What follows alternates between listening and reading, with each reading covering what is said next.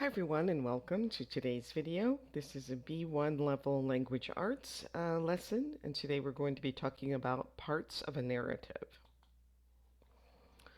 So in this lesson we're going to look at narrative writing. So what is narrative writing? Can you explain it in your own words? Well, narrative writing is basically writing that tells a story. It can be either fiction or nonfiction, but it basically just tells a story. Um, how do you think narrative writing is different from other types of writing, such as descriptive, persuasive, or expository? And if you can remember to some of our previous videos, you can give some examples of that. Hey, you're going to read a narrative text. So first we're going to look at these pictures and then discuss the questions. So where do you think the story takes place? Well, we have a map here with a pin in the country of Spain, so maybe the story takes place in Spain. And what do you think happens in the story? Well, we have a person here riding a bike, so perhaps he's going to take a bicycle trip around Spain or through Spain. So those are some possibilities. Okay, so now we're going to read the text to see if our suggestions, our predictions were correct. And then I'll ask you to, after reading this, we'll talk about the words in bold. So you can either pause the video and read on your own, or you can follow along as I read. It was day 6 of James's cycling adventure. Today the plan was to ride about 47 miles, starting in the village of Salinas de Pisuerga,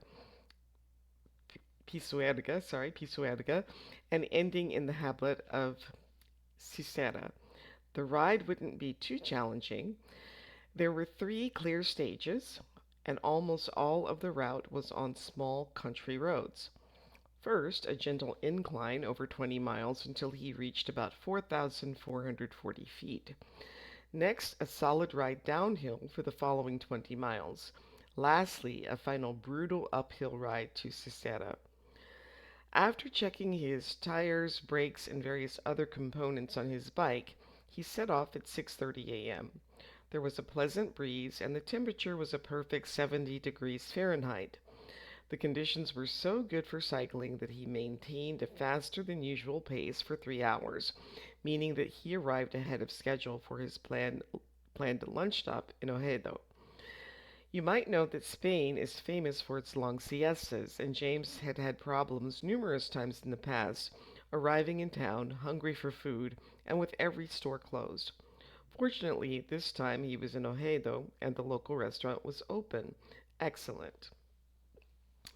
All right, so Hamlet. Hamlet is a small town or village. Challenging. Something is challenging means that it's somewhat difficult. Incline is going uphill. And brutal would be something that is very difficult.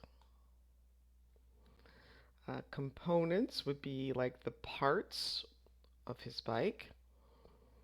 Breeze is a gentle wind. Maintained is to keep or continue. And numerous is another word for many.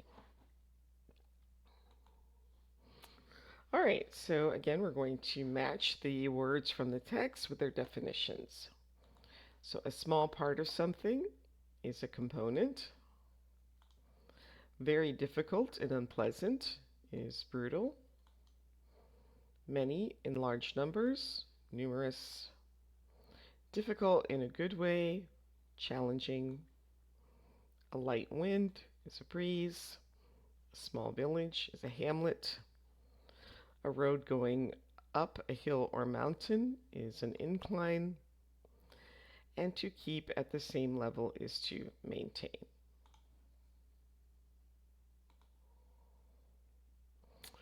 All right, now you can read the text again on your own. I'm not going to read it aloud a second time, but if you need to review, you can pause the video and read it again. And then write down the answers to the questions and then restart the video when you're ready to check. All right, so which country is James in? So you'd say James is in Spain. Where's he cycling from and to?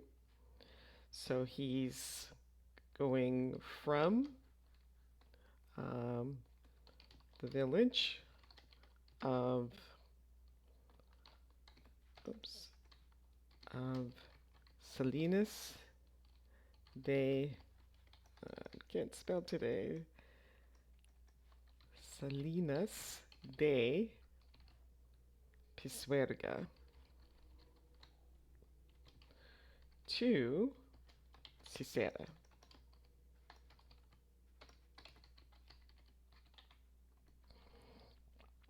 Are the conditions good for cycling? Uh, yes. The temperature is 70 degrees Fahrenheit.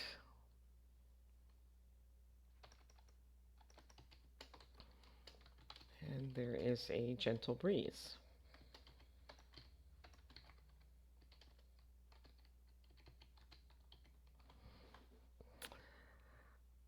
And what is a siesta?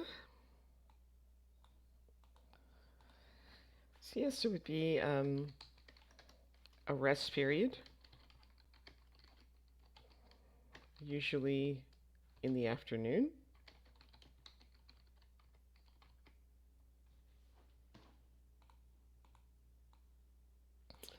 And will James be able to have lunch? Why or why not? Yes, because the local restaurant is open.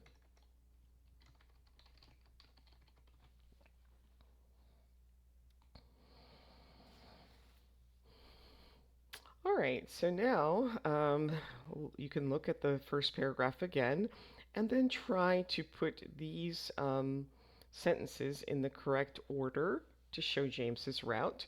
So you can pause the video, write down your answers, and then restart when you're ready to check. Okay, so he says today the plan was to ride about 47 miles, starting in the village of Salinas de Pisuerga. So leave Salinas de Pisuerga. I have a hard time saying that. Pisuerga is number one. There were 3 clear stages of the route on small country roads. First, a gentle incline for 20 miles. So that's number 2. Then he's going to reach 4,440 feet. So that's number 3. Cycle downhill for 20 miles. That's number 4. Finish with a very steep hill and then arrive at Sisera. All right, so sequencing language helps us to understand the order in which events take place. So we can complete the table as which of these words come at the start, the middle, or the end. So go ahead and see if you can put these words in the correct columns and then restart when you're ready to check your answers. So the start of the story, we have first, to start with,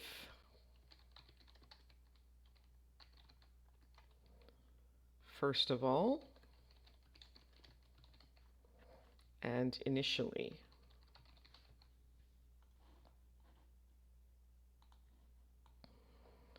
In the middle of the story, then, after that,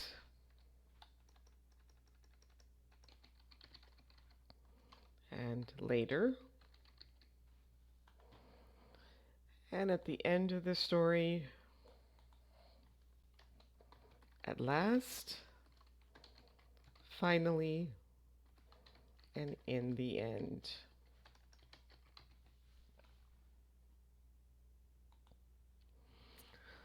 All right, so sequencing words and phrases help us when telling a story. So we're going to look at the example below. So Luca had a terrible day yesterday. First of all, he overslept, and so he got up late. After that, he ran to the bus stop, but he missed the bus, so he had to walk to school. In the end, he arrived to class late. All his classmates were angry with him because they needed his help for their group project. So now we're going to look at the pictures and the words below and see if you can tell Bayani's story using sequencing language from the table. So see if you can figure out the order in which these things happened. You can pause the video while you do that, then restart when you're ready to continue. And we'll take a look here. So we could say to, oh, okay, so I thought they were actually in the order. I wasn't sure. They're in the order that they happened. All right, so we could say first he took an elevator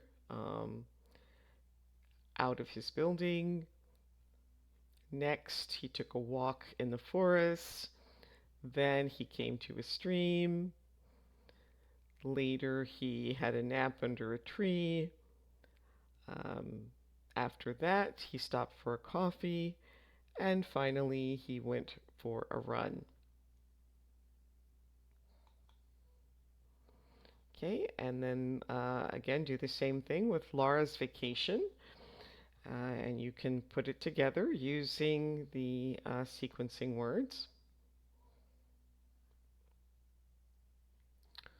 So we could say something like, to start with, Laura packed her suitcase.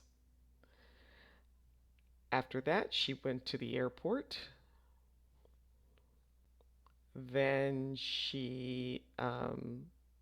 after she landed, she took a taxi.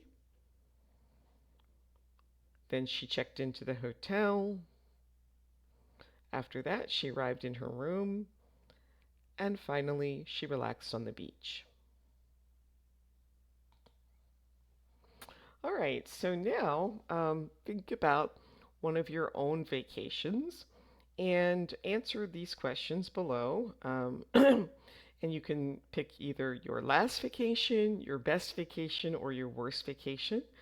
Where did you go and what did you see? And just give as much detail as you can.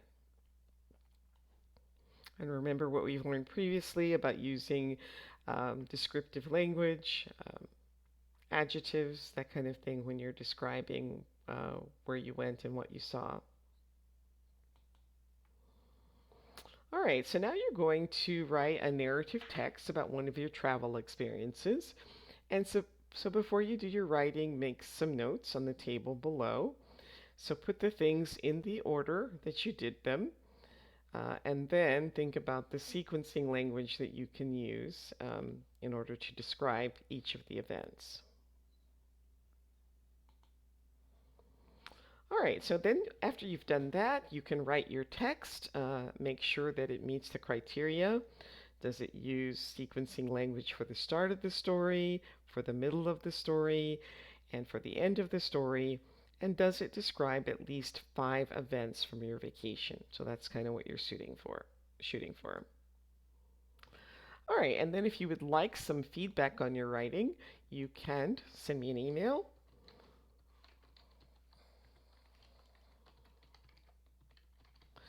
And I can I can check for these things and maybe give you some tips about your writing if you would like that. And so just be sure to think about what we covered in this lesson. Remember to use sequencing language and think about the different types of sequencing words that we use, whether it's at the beginning, middle, or end of the story. And remember that we use sequencing language to um, make sure that the story is told in a logical order. And that brings us to the end of today's video. Please like, subscribe, share, and if you have any questions, leave those for me in the comments. Thanks for watching, and I'll see you next time. Bye.